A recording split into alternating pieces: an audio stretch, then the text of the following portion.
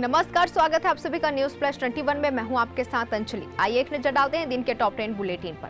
हसदेव जांच कमेटी को कांग्रेस ने बदला, 2 पूर्व मंत्रियों को हटाया गया। जंगल कटाई की जांच करेंगे 9 कांग्रेसी नेता।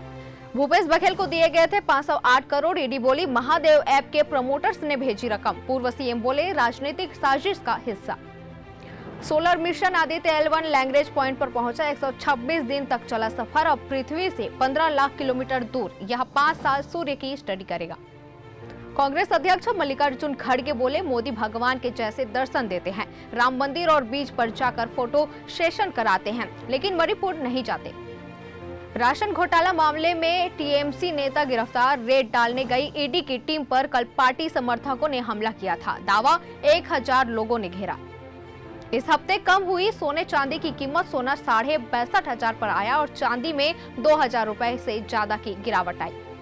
सरकार ने दवा कंपनियों के लिए नए मैन्युफैक्चरिंग स्टैंडर्ड बनाए। इस साल से लागू होंगे।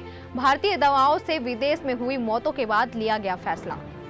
यूपी-एमपी में सुबह बारिश। राजस्थान में अलर्ट। पंजाब समेत 16 राज्यों में घना कोहरा। कई ट्रेन फ्लाइट्स लेट। यूपी में स्कूलों की टाइमिंग चेंज की गई। एशिया की सबसे बड़ी मंडी में माता जानकी की पायल तैयार। 15 दिन में कारीगरों ने तैयार की। चौड़ाई 6 इंच। मयूर और चक्र मोटर से घूमेंगे।